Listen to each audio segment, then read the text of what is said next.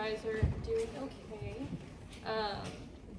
Just a couple quick announcements before we get started. We do have a social coming up with Buckeye Bunnies on November 24th. I believe it is a Sunday. It's going to be in the Animal Sciences Arena, so basically we're just going to be hanging out with bunnies, and it's going to be super fun. But other events, next week we have small animal rounds. We have 2 shifts, 5:30 to 6:30 and 6:30 to 7:30. The sign up did fill up quick. So next time we do another rounds, I'll do the same kind of thing that I did this time, where I'll make sure that people who didn't go last time get a sign up link first. So I hope that everyone will get to go before the year's up.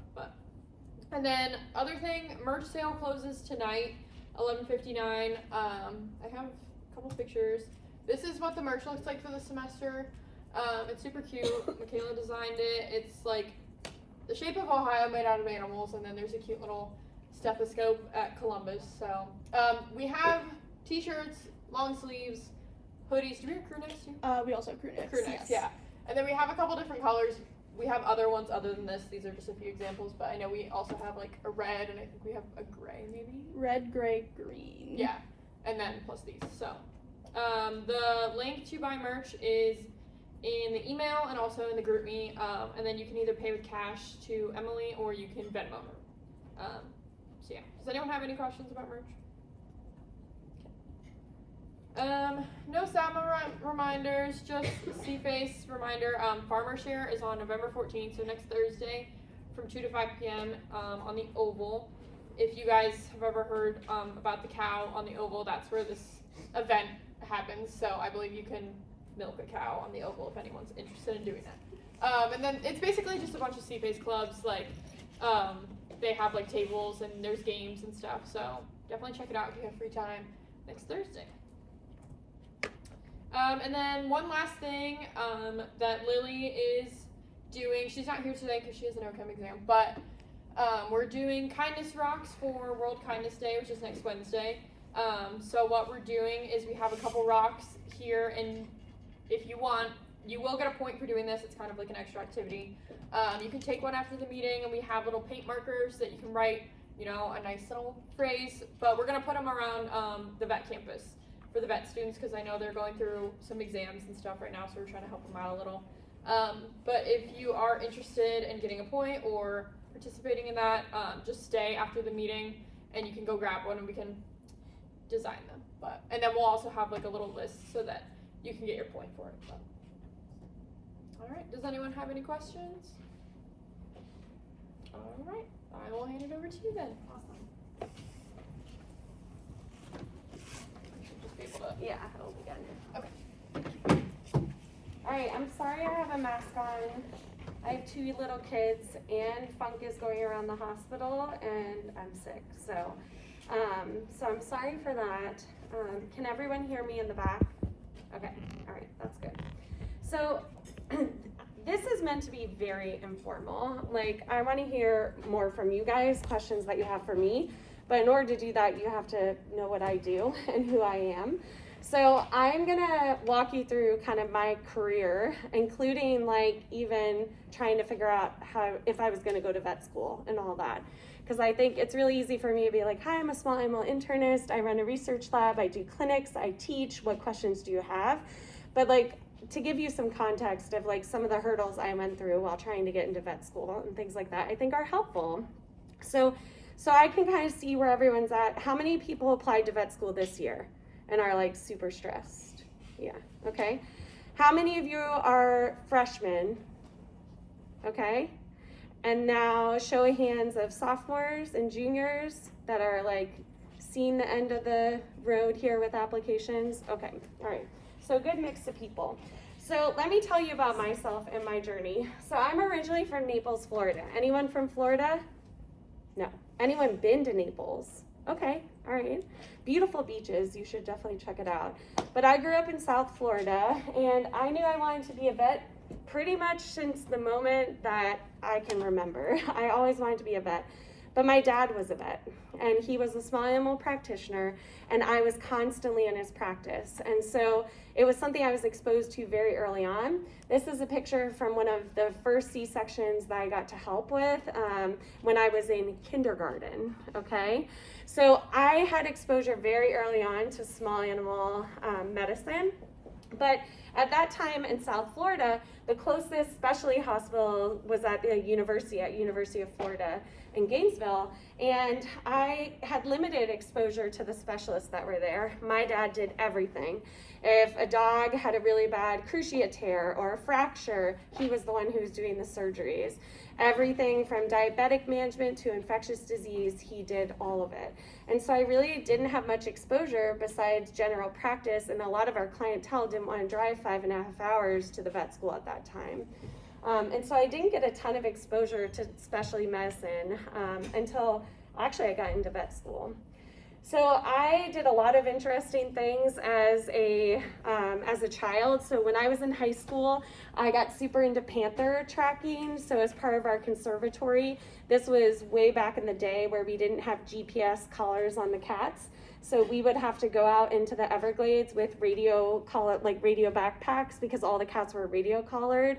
And we were trying to figure out where the females were going versus the males because they were having a lot of deaths with being hit by cars and stuff on the highways and stuff like that.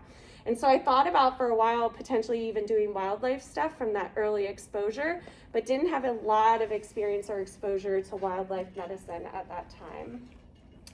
And then I got into undergrad at University of Florida. I got a full ride scholarship there as part of their Bright Futures. And so it was an easy choice to stay in state and go to that school for undergrad. And at the time I joined the Pre-Vet Club, just like you guys.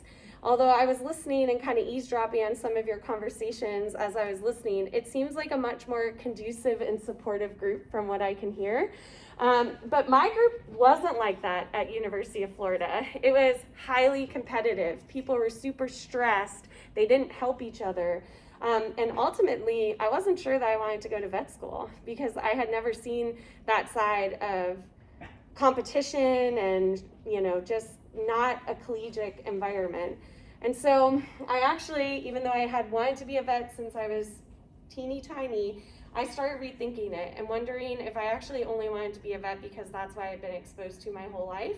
And so I started exploring other stuff, and I met this faculty member here, Dr. Julian. He was my biology professor my very first semester, and at the time, what was told to us, and luckily this isn't as true now, is that any AP credit that you came in with, they made us retake everything because vet schools wouldn't take any AP credit. They wanted to see grades in every single course. So I had to retake all my AP credits. And he was my professor for biology.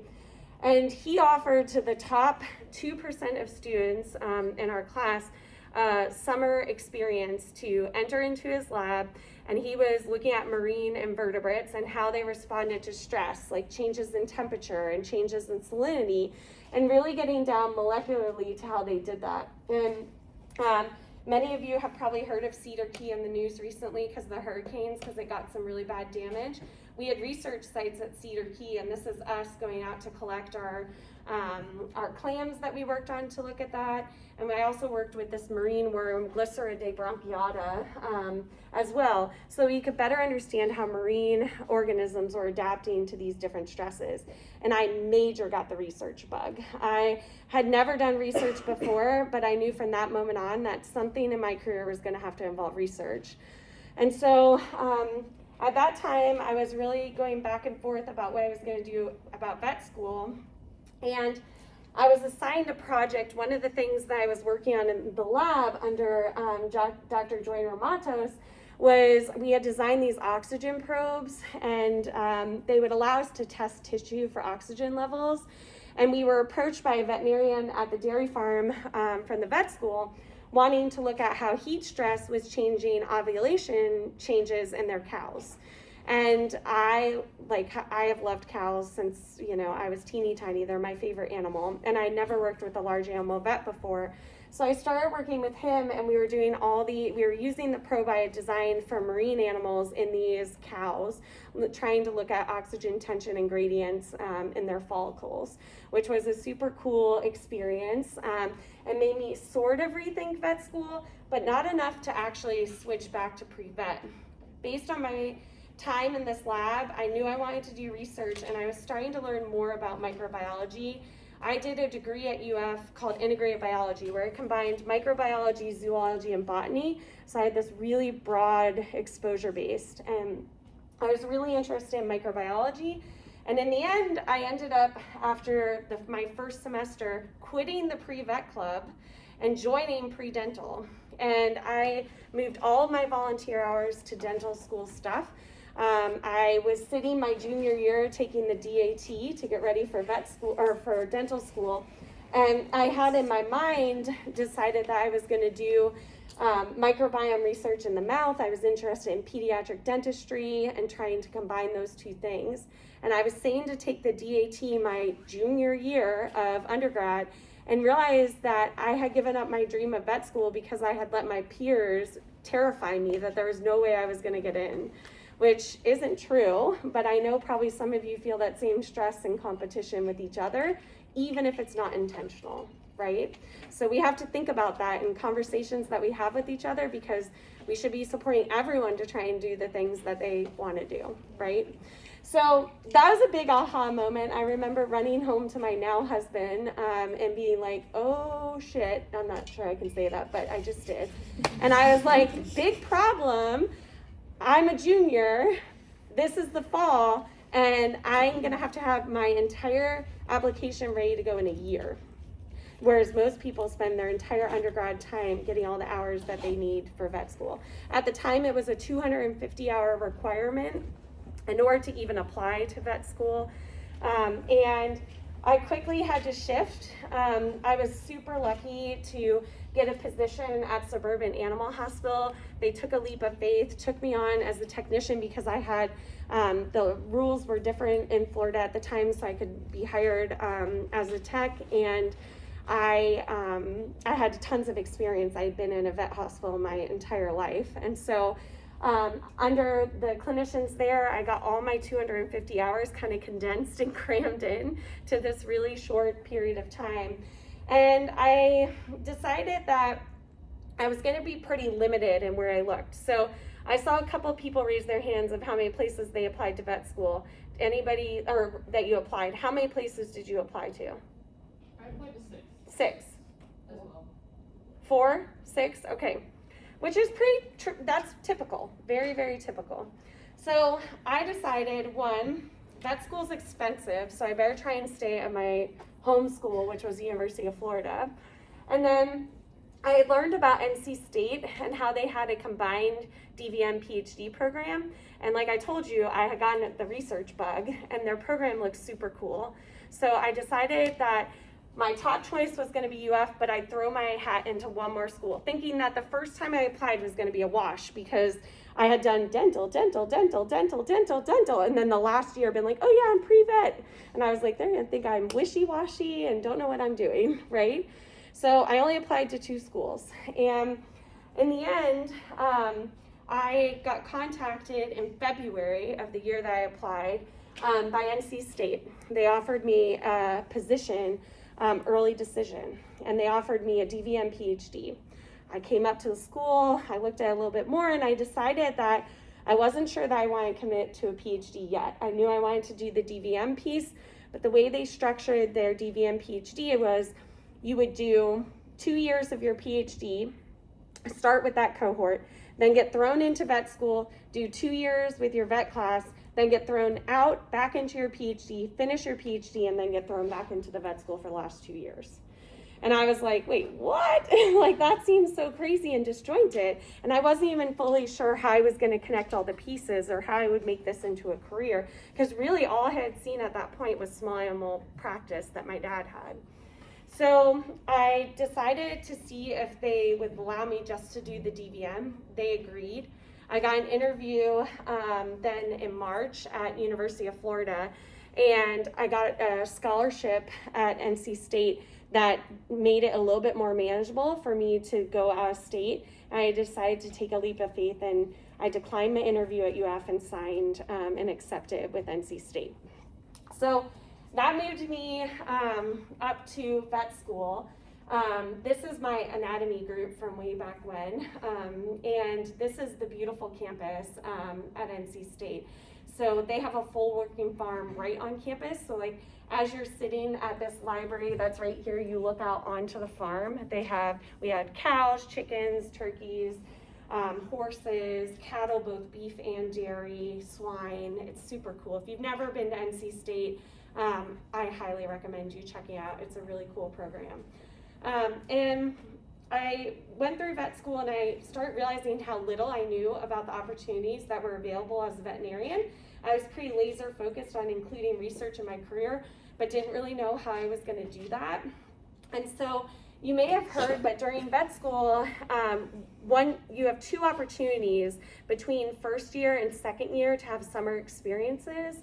And I decided to do mine doing research and trying to figure out how I was going to incorporate both of these careers. And so I worked with two amazing veterinarians, Dr. Natasha Olby and Dr. Duncan Lascelles, orthopedic surgeon and neurologist and neurosurgeon, both at NC State. And I was testing for them and running a multi-center clinical trial for dogs with spinal cord injury. But we were also testing these special devices to look for hypersensitivity of nerves after surgery. And it was my first experience to clinical research, and I really enjoyed it. During my second year, though, I thought I was pretty focused on trying to stay clinical, but figuring out how to incorporate the research. And in second year, it's when you start to take courses where you actually feel like you're going to be a doctor. The first year is kind of just basic of figuring out normal physiology, because you have to understand normal before you can jump into disease.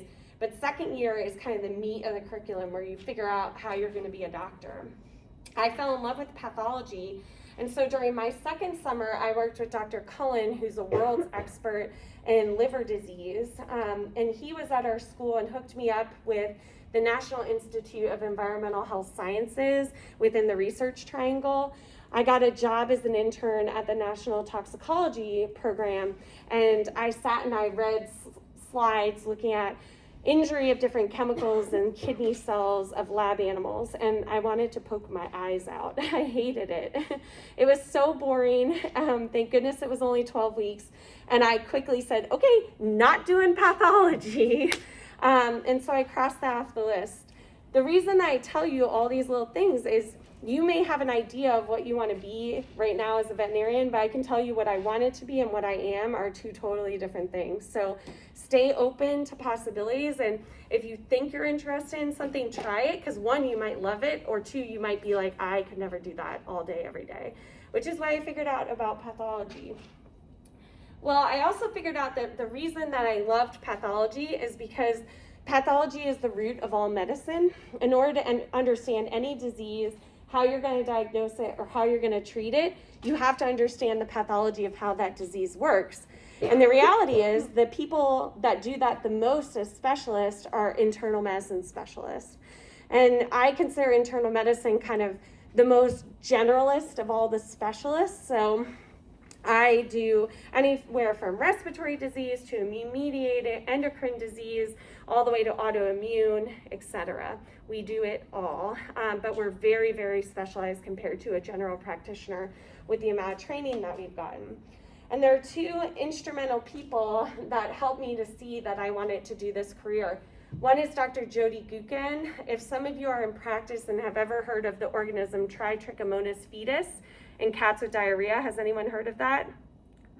Nobody? Okay, a couple. She discovered that. And it's a common cause of chronic diarrhea in cats, especially in catteries. And so she was an infectious disease clinician that really helped me see that I could combine my research interests with the medicine part, which was the first time I had ever seen that I could combine the two. Everyone else I had worked with was like one or the other, but this medicine clinician was combining both of them. And Dr. Kathy Lund at the time was at Colorado State, and I had done some externships there and met her. She was also instrumental in helping me realize that I could combine both of my career aspirations. So once you're done with vet school, and I graduated vet school in 2011, you have to make a decision. You can go into general practice right away, no further education is required, or after the 4 years, you may decide that you want more specialty training. And so part of what makes you eligible to do that is to apply for a rotating internship. And it's usually medicine and surgery are the predominant services that you rotate through. And it's part of the match system, similar to what they have for human medical schools. In the match, what you do is you rank all the schools that you're interested, or private practices that you're interested in being an intern at. And then they look at your application, they rank you, and the computer matches you. So if you rank a school number 1, but they rank you 10, they're gonna go to your number 2 and say, okay, school number 2, how did you rank this person? And you get matched based on the rank order at the location and what you have. So it's kind of like completely random, if you will, of where you're gonna end up. I ended up ranking NC State number 1. My husband had a position there. He's a stormwater engineer. And he had a position at NC State that he didn't want to leave. And so I was like, you know what? I'm going to put NC State number 1. If they don't want me, it will just go to number 2. Like, it won't be a loss for me. And I was lucky enough that I matched there. And these are some of my favorite patients. So this is one of the potbelly pigs that we treated for a while. We had a group of potbelly pigs that kept getting aspiration pneumonia. So this is me on an ICU shift holding him because he was screaming endlessly, and I thought our techs were going to kill him. So, and this is one of the patients that I had that was going in and out of seizure events, and he would stay calmest in his post-ictal period with me sitting in the cage. So that's me working on records in his cage. And then who doesn't like a cute kitten? I mean, you get to see all sorts of things. So I worked overnight ERs. I covered the ICU as the primary doctor overnight. And then I rotated through services and saw cases on all the different services: neuro, onco, cardio, medicine, surgery, etc. So it got me a lot of exposure. I also was able to work with Dr. Gukin and Dr. Birkenhauer during my internship, and we worked on a paper where we were describing a new pathogen in dogs that is actually related to dogs eating rabbit poop, but for a while people thought it was its own pathogen. Spoiler alert, it's not. It's just that they're eating rabbit poop. But Synicomyces gutulatus was something that we were looking at in dogs, and I was able to weave in that project during my internship year. And then at the end, or kind of in the middle of your internship, you have to decide, am I going to go back to GP or am I going to apply for a residency? And I had decided on medicine, and NC State had a medicine program that was a residency combined with a PhD. And I told you I wanted to do a PhD from way in the beginning. And so this was an opportunity to get to do that. I got accepted into their clinician investigator program, which allowed me to do a 3-year residency in internal medicine.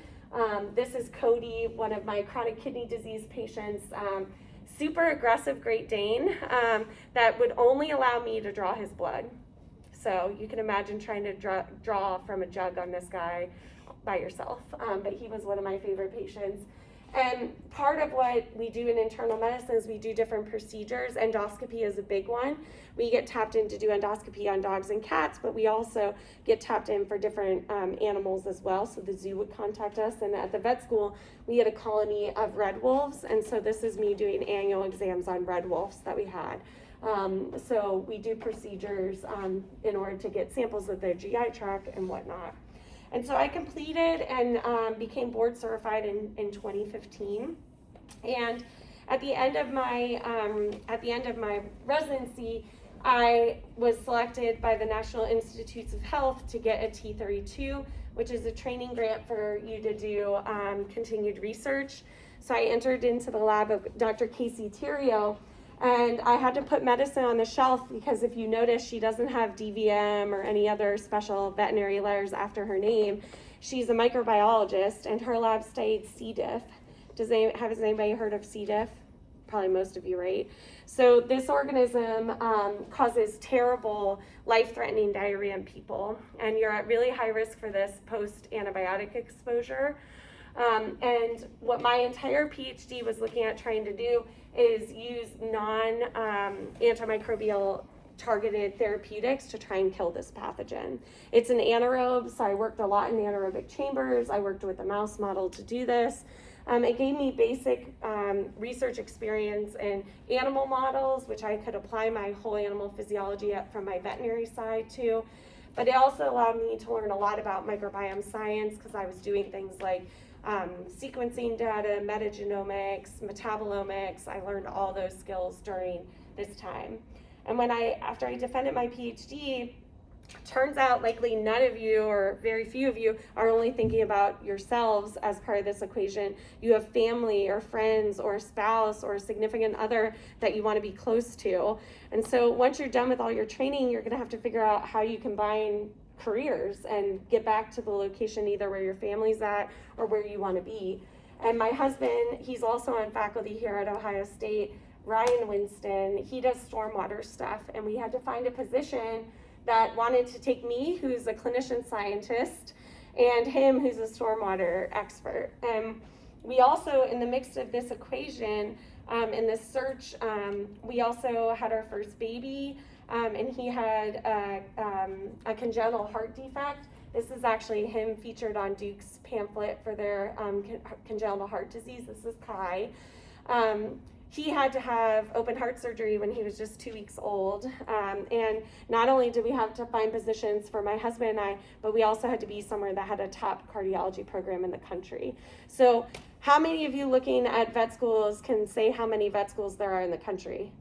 How many are there now that you just applied? How many total? Yeah, an estimate. I think it's like 33. Yeah, it's really, really tiny amount. So of those 33 vet schools, then I had to find something that had stormwater. And now I also had to find something that had a children's hospital, which is like a stroke of luck to find anything that had all those things. And that's what actually landed us at Ohio State. And we came here in 2019, and I started my position as a clinician scientist. And many of you are like, what the heck is that? Has anyone heard of a clinician scientist before? Great. At your stage, I hadn't either. So let me tell you what I do. So on paper, I do 75% research. I run a large research lab that I'm going to show you about. I do 15% clinical service, which equates to about 1 week a month. So it comes in waves, but it's on average 1 week a month. I also do teaching on both the veterinary and graduate school level, mainly focused in microbiome science and infectious disease. And then they always give us fluff for service, like serving on committees and things like that. But you can see the majority of what I do is clinics and science. So my lab is centered around harnessing the therapeutic power of microbes. We do that using basic science, clinical research, translational research, and team science.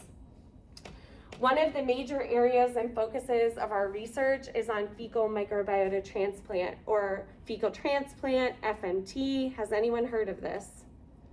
Okay, so FMT is where we take feces from a healthy individual and we put it into a diseased recipient to try and modify the microbes that are in their gut to confer a health benefit. And we are using FMT in a variety of different scenarios. And when I'm finished, I'm almost done with these slides. You can ask me more about it if you're interested. But my lab runs the fecal bank for Ohio State for patients. Last week when I was on clinics, we had 3 patients that needed to have FMTs for various reasons. My lab runs that fecal bank as part of what we do. This is my current group of trainees that I have. So Caitlin Ingram and Molly Welton are both veterinary students. Caitlin is a 3rd year, Molly is a 2nd year. They each did their first summer research in my lab, and they switched and changed to a combined DVM master's after being in the lab. So that's why they have masters after their name, is that they're also pursuing that. Haley Lennis is a 4th year vet student who rotated my lab and completed a project last summer that she actually presented at a international conference, is working on the manuscript now. Reagan Jennings is straight out of undergrad, master's student who's applying in this cycle of vet stuff. She in our lab really focuses on early life stress and how that impacts dogs later in life. Dana Ford and Dr. Steph Schemmel, these are both internal medicine residents that are working on various research projects in the lab as well. And then Dr. John Rowe is graduated, actually went to undergrad here, vet school here, and he is currently in a combined program similar to the one I did at NC State, where he's doing a residency with his PhD. He focuses on the C. diff stuff. And Nina Randolph did the similar program, but she focused on ClinPath, and so she just passed her ClinPath boards, which is why she has extra letters after her name. She's defending her PhD soon. And Dr. Nealon is a postdoc in my lab. She did her DVM and PhD at Colorado State. She's running a lot of our clinical trials right now in the lab. My lab is kind of focused on 4 major areas. The first all has to do with how pathogens interact with the host and the gut microbiome and complex diseases like IBD. So we look at C. diff in the context of IBD. And then for the second one, we look at all different ways that the gut microbiome is changing in different diseases, whether that's chronic kidney disease, GI disease, you name it. We're also interested in how some of the microbial products and specifically bile acids that microbes help to modify, how those contribute to overall health and disease. And we do a lot of microbiome science that's through interdisciplinary studies. And so besides the fecal bank, I'm also a member of a research affinity group at Nationwide. So I have some pediatric work that I get to do as a veterinarian, which is super cool. I'm also on the executive committee of the Center of Microbiome Science, which is one of the largest in the country pushing an education and curriculum for people interested in microbiome research. And hot off the presses, I am the chair of the consortium that made the new clinical guidelines for fecal transplant for dogs and cats that's currently out. And so I also have done some other interesting things along the way. COVID really halted a lot of stuff. This is actually me featured on the cover of the Dispatch. We got tapped in during the height of the pandemic. The hospital was still open. We were still receiving and providing care to animals, but cats were thought to be a high-risk transmission source. And so as part of the eScout efforts that were put on by the Infectious Disease Institute, we started surveilling all the cats that were coming in with owner approval, checking them for COVID as they were coming in sick for other reasons. And lastly, we also have, I'm also part of and one of the founding members of the Comparative Hepatobiliary Intestinal Research Program. I'm not sure if you have had either of these guys, any of these guys come to talk to you. Adam Rudinsky, has he come before? He would be a good one to have too, for sure. What about Val Parker? No? Both these guys would be good to get to talk to. So Adam Rudinsky is also an internist. He has more of like a mucosal immunology kind of spin. Val Parker is double boarded nutrition and medicine. So if you're interested in nutrition, she's a good person to talk to. And Megan Shrieg is an anatomic pathologist. And because we have all different skill sets, we work on a lot of projects together to help each other. And we get funding from a lot of different sources. So a lot of the ones that you guys are probably have at least heard of, we have funding through. So, so that kind of tells you a little bit about me. A shameless plug before I start taking questions, because I'm sure you've got to have some, because you can ask me anything, even stuff I didn't talk about. We run a lot of clinical trials looking at FMT for unique aspects, and one of the areas that we're interested in our lab is obesity. How many of you have fat cats at home? And don't be shamed, like don't feel ashamed. Yeah, actually veterinarians have the most fat cats I've ever seen, like 100%, so guilty.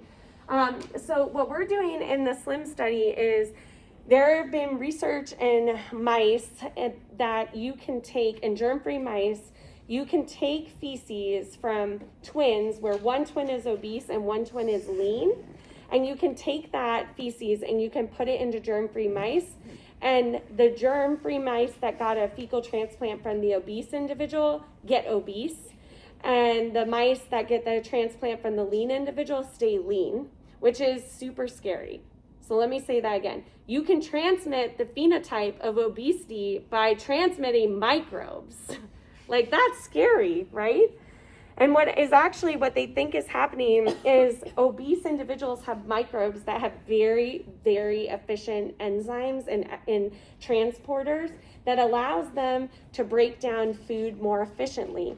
So for example, if anyone had a hamburger tonight before they came in, if you had a lean twin and you're obese, your microbes broke down more energy from that same hamburger that your twin ate, because they just have the ability to release more energy and your body absorbs it. So even if you're eating the same amount of calories, your microbes are way more efficient at extracting that energy.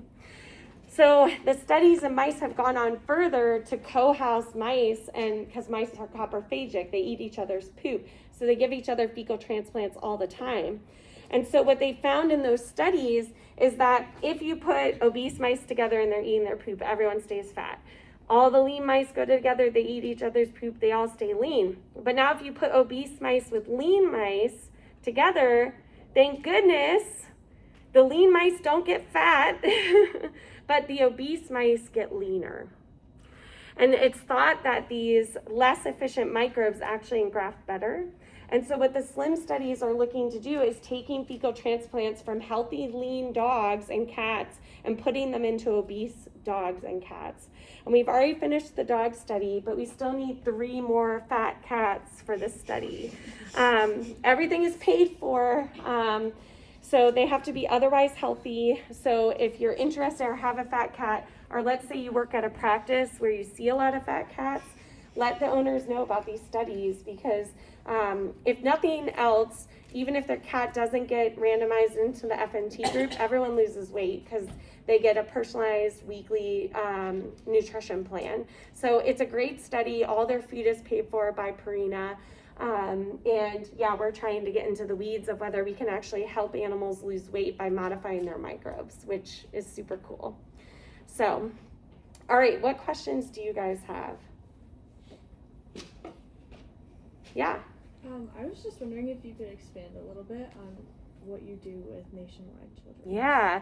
So the question is, can I expand a little bit of what I do with Nationwide Children? So I am part of their research affinity group. So I get tapped in to serve as an expert as a veterinarian to provide different input on animal models.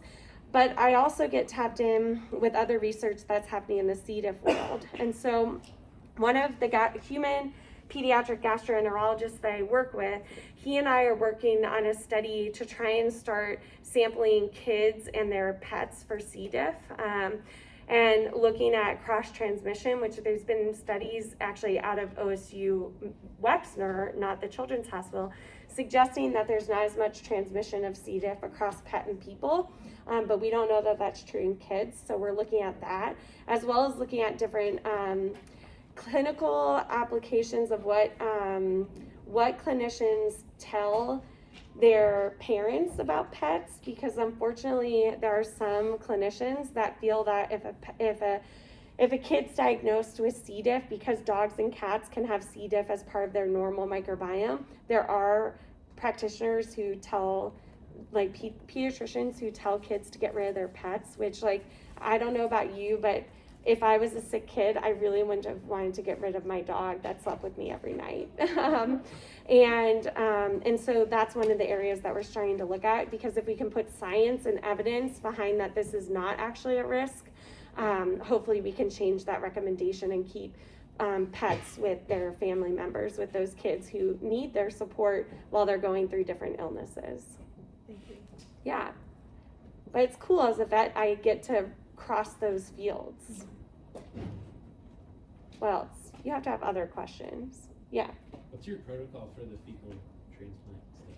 I can show you. Do you want to see a video? Sure. Okay. Like, how do you ensure that the gut uptakes that new microbiome? Yeah. You have to like wipe out the old one first? We don't, but that's a great question. Let me pull up.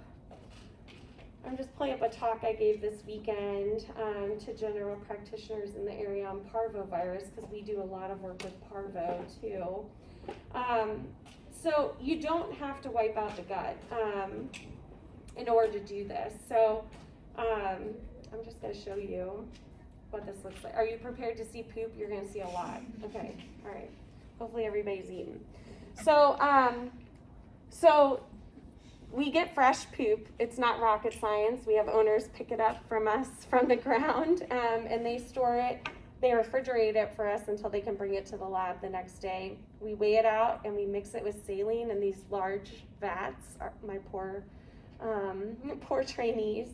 It goes through a filtration step, and we actually end up double centrifuging it to get it to concentrate down even further.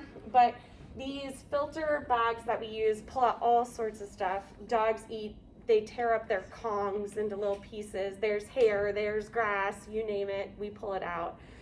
We filter it out and we get fecal slurry from that, which is super concentrated down. So if we take 70 grams of naturally voided feces through this centrifugation step and filtering, we can get that concentrated down to 45 mils, which becomes important because then what we do with this feces is either one, it can get put with a cryopreservative and frozen and then rethawed out to give us an enema product, or in our lab we make two different types of fecal capsules. So I'll show you what those look like. To make the fresh capsules, we take direct that fecal slurry, and the end product is these filled capsules. My residents call these candy jars that sit in our -80 freezer. But they have to sit and watch endless social media, TikTok videos, and they listen to Audible books as they hand fill every last little capsule, which is super boring, but that's how we have to get these frozen capsules. They put them on dry ice after they double encapsulate it, and then it gets frozen before we use it. So if we make them fresh, that's how that works. The other way that we do it is we lyophilize it. So the poop gets frozen at -80. It goes in this fancy lyophilizer or freeze dryer, and it comes out in what they call fecal cake. And it gets homogenized, and then we can put it into these capsule fillers and hand load them. This is showing you just a handful, but we can load 300 capsules at a time. And then these capsules, the feces, can sit out at room temperature. So like you don't have to worry about having a -80 freezer. Are any of you familiar with this product here, Animal Biome? Nobody's seen that in practice. So there's a company that makes these poop pills for dogs and cats that owners can buy direct from the website if they want to give their dog or cat a fecal transplant. They also make a freeze-dried enema product that vets can buy.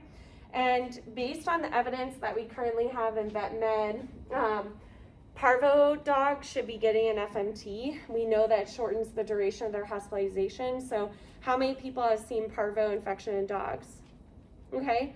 How many of you have seen a parvo case in the last year? How many of you have seen them give an FMT? Okay, so this is a huge change in what people should be doing. And the CE event, the continuing education event I did on Saturday, was walking through how practitioners should be using this for parvo. But it's also recommended for non-infectious acute colitis based on evidence that we have in chronic enteropathy, which is like the form of inflammatory bowel disease that dogs and cats both get.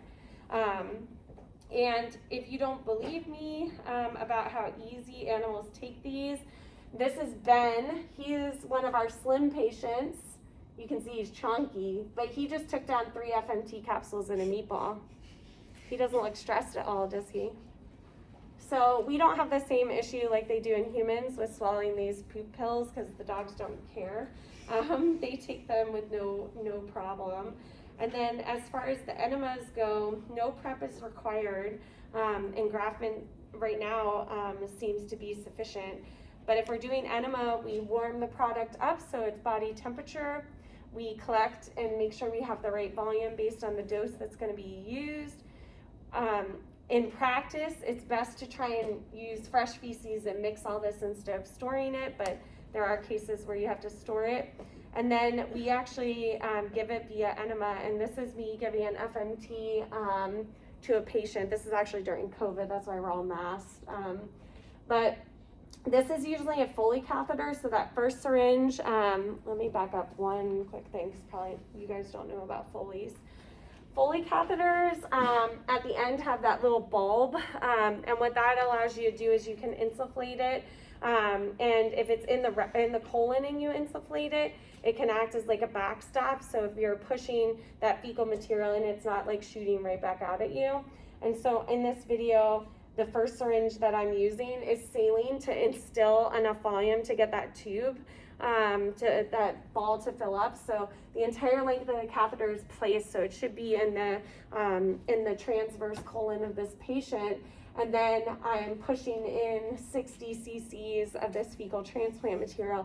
And then what you'll see me do is I reach back for that other syringe so that I can deflate that fully. I pull out the catheter just a little bit and do the whole thing again. And that way I can coat the entire length of the colon. Ideally, we let patients sit for 30 minutes or so to help with engraftment, but we found that even in patients that get up and defecate it right away, they still have clinical improvement. So there's a lot of new research coming out about fecal transplant, but definitely in practice, it should right now be used for the 3 indications that I talked about. It should be considered adjunctive therapy as part of standard of care now. So if you are lucky enough to get into Ohio State, the new curriculum has a new track of microbiome medicine that I teach, and part of what we talk about is therapeutics like this. So, what other questions? Yeah. So when they're taking the pill, how do the microbiomes get through like the stomach acid into the intestine? Great question. So it's not just bacteria that's in those. So in research, we always talk about the bacteria because we have the best molecular methods to detect them. But you have to remember in poop, we have protozoa, we have archaea, we actually have bacteriophages or viruses of bacteria. And in C. diff, there's actually some people who think that the viruses in the FMT play more of a role than the bacteria. So we're giving all those things. And our lab has tried to do delayed release capsules to give it. And turns out that doesn't really change the engraftment as much as we wanted it to. Like they end up bouncing around in the stomach forever and then dissolving.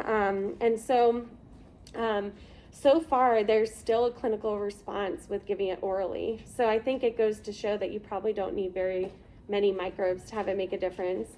And the other part is a lot of the good microbes in all of our colons and the colons of our pets are anaerobic and are spore formers. And so those spores are going to resist that more acidic environment. But that's a great question. What else? Yeah? Do you have any advice for someone who hopes to pursue a DVM PhD? DVM PhD. I would try and talk to as many DVM PhDs that you know, that you can find at the vet school. I would say that the sooner that you can find a mentor that can help you navigate that track, the better. I told you my journey of like, I knew I wanted to do a PhD, but I didn't know how to fit it in. Megan Shriek, who I showed you, that pathologist who's here, did the DVM PhD program at NC State. I actually know her from that. And we would have been we were a year apart in vet school, so we were very close together. She decided to do it with vet school, but there's many people that wait to do it after. And it sort of depends on what your goals are, but the sooner you can find a mentor that's a clinician scientist that has followed that track, I think the better, because they'll help you to learn about all the programs that are offered and help you navigate how to maximize your opportunities for exposure. Yeah, I had no idea about clinician scientists. So if you have the research bug and you want to be a veterinarian, like you should think about this. And I'm in academic medicine, but there's a lot of research scientists that work in industry. There's a lot of clinician scientists that also work even in private sector, where you could be at a Blue Pearl hospital, but helping coordinate clinical trials. So there's many ways that you can work research into your career as a veterinarian. What else?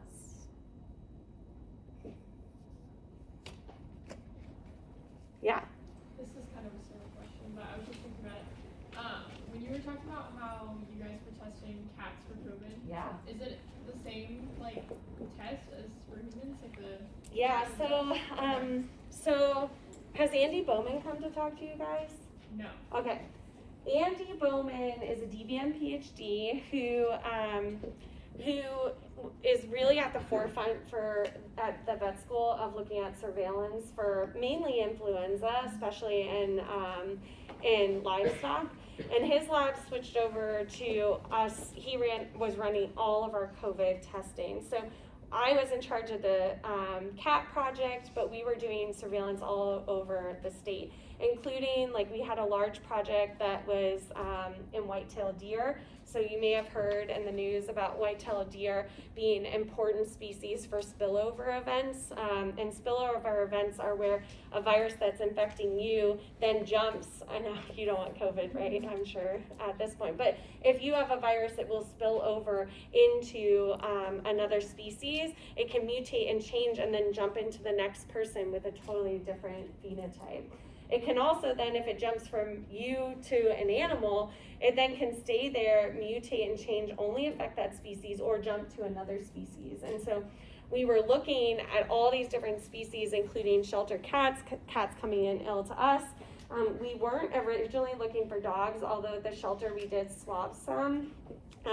But we were looking at poultry, mink, white-tailed deer, were a big one that we got from hunters in the area. I think those were the big ones. And then we were looking at environmental sources. So it's probably the only time I'll work on a project with my husband, but he studies stormwater. So his group was getting all the stormwater and we were tracking COVID, like SARS-CoV-2 in the stormwater. And it's the same PCR that we were all taking. How many of you were here during the height of the pandemic? You guys probably just missed it. We were freshmen, like in 20. Do you remember when we all used to have to go to do the spit test every week? I still drive by there and I start hypersalivating. It's like a learn response. But yeah, every week everyone had to go and do a spit test on campus. What is that building called? It was JO North and JO South. Yeah. Oh my God, I take my kids. We went to a women's hockey game the other day and we were walking by it. I'm like, I literally am hypersalivating. I'm so conditioned because we did that for like 3 years. Yeah, so. once a week. Yeah, once a week. So, Yeah. but yeah, same PCR test. So. Did you find a lot of like positives? We didn't in the cats. We did not in the cats. Now, we did try to test them for antibody response later, and we didn't find a lot of antibody response in the cats that we saw here.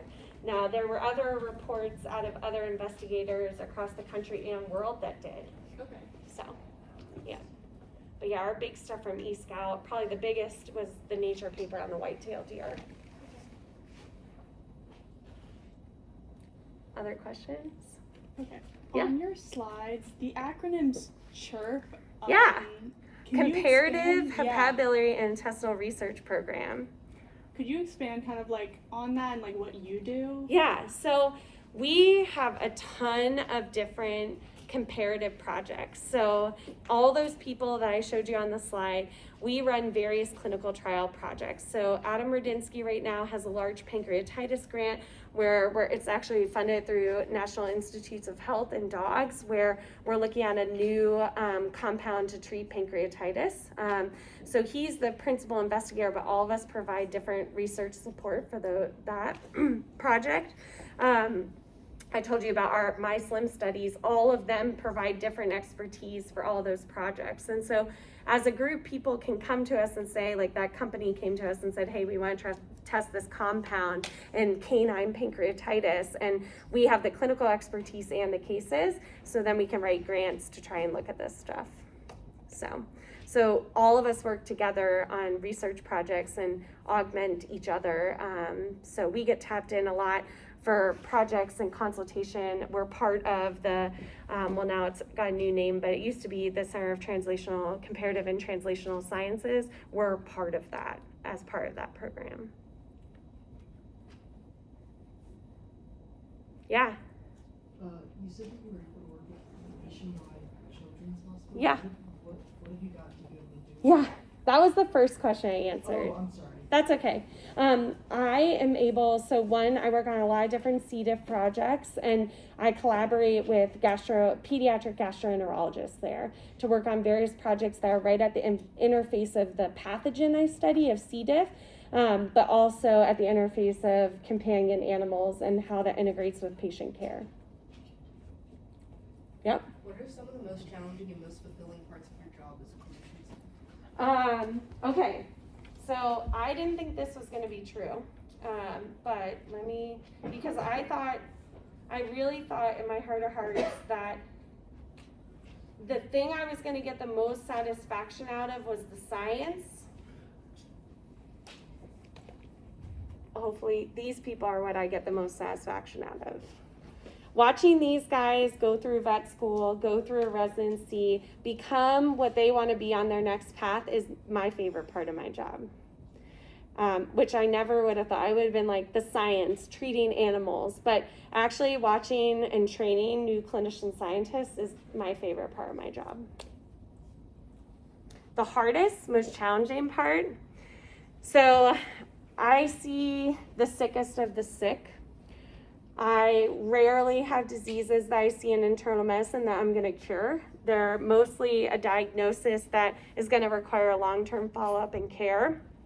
And like just last week, we diagnosed a very young dog with acute liver failure. And I was actually talking with Megan Shrieg on the phone as I was walking in here about what the dog's liver pathology looked like so that we could make a treatment plan for that dog. And I think one of the most challenging things is sometimes, despite everything that we know, there aren't things that I can offer and do. And we lose patients because of that.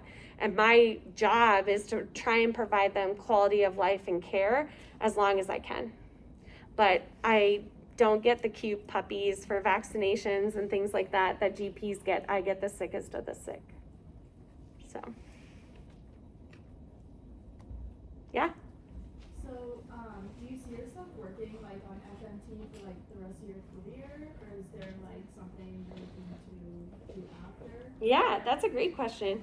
So our lab is really focused on looking at therapeutic, like the outcomes of the therapies, but in the background we run multi-omics. So we're looking at metabolomics and looking at microbiome. And we use things like metagenomics to try and do that. And what we're really trying to dig down into is mechanistically, how is the FMT working? So they're still trying to do this on the human C. diff side of how FMT works for human C. diff patients. But my hope would be over my career that we start to be able to better understand how microbes are contributing so that we can either one, engineer or cocktail microbes, because FMTs might have risk. I told you at the beginning that we can transmit phenotypes like obesity. And humans that get FMT that have C. diff, the NIH is following patients for up to 20 years after they get a fecal transplant because they're worried about long-term outcomes and disease phenotypes. Some of the things they're tracking and looking at is obesity. They're looking at cancer phenotypes and predisposition of the microbes to developing cancer phenotypes later on, as well as IBD and IBS and things like that. So I don't think that FMT is the answer. I think right now it's a good way to modulate the microbiome. But my lab is really trying to drill into the mechanisms so that we can more rationally and more do a targeted approach of a therapeutic than just saying we're going to get feces. Great question. Yeah? So to go along with that, do you guys do any like kind of testing or analysis on the feces before you do it? Oh yeah, I skipped over that. But Oh yeah, no. We have extensive testing. I can pull up the slides if you want, but we're sort of getting towards the end of time for y'all. But yes, so these guys are checked for, not only do they get a very good history, if they have any sign of skin disease. We are so strict that if a dog has behaviors like separation anxiety, there's not evidence in dogs, but there's enough evidence in mice that you can transmit certain behaviors and tendencies. And so we don't even, like, we screen for behavior, skin allergies, or any skin issues, because that can also potentially be transmitted. And then they get full comprehensive CBC chemistry urinalysis, fecal testing that includes a very complex infectious disease PCR. They get screened for the most common vector-borne diseases. And then they also get a GI panel that helps us look and screen for subclinical underlying GI disease. So extensive. So is that just for the donor, or Yeah. is the recipient also? The recipient doesn't have to have all that screening, Okay. but the donors that we use have all that screening. Yeah. Okay. Yeah. Yeah, it's about $500 per donor to get a donor screened.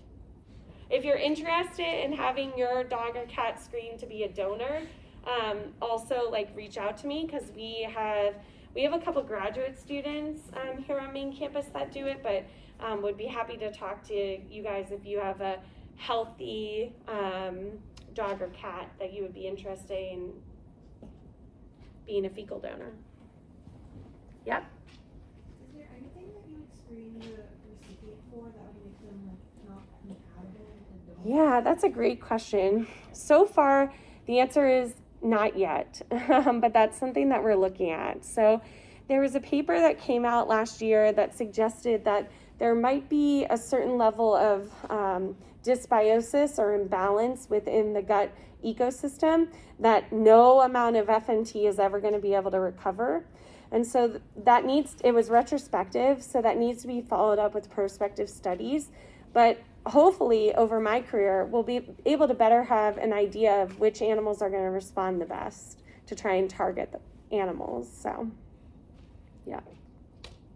This is in its infancy. I mean, the guidelines I put up are the first of its kind in vet med. So, and that group that put them together that I'm chair of, it's 18 different international institutions that are doing FNT globally. So, which is super cool. Okay. Well, if you guys have more questions, I'm happy to stick around. But hopefully this gets you thinking about a totally different career track that clearly none of you had thought about before you entered this room. And I'm glad, because I wish I had known about it when I was in your shoes, because I really didn't even know it existed until I was in vet school. So if you're interested in learning more about being a clinician scientist, please feel free to reach out to me. If you're interested in not what I do, but something else, trust me, I can find a clinician scientist to hook you up with. So yeah, and good luck, and try to continue to stay a very supportive community. I heard a lot of very supportive conversations, which made my heart very happy. But try to remember that each of you play a role in what that looks like. And vet school is very hard to get into, but the goal is that, if it's something that you're passionate about, even if you have to try many, many times to do it, keep doing what you want to do, and eventually things will fall into place. So don't give up, persevere. Well, thank you so much. Yeah. Thank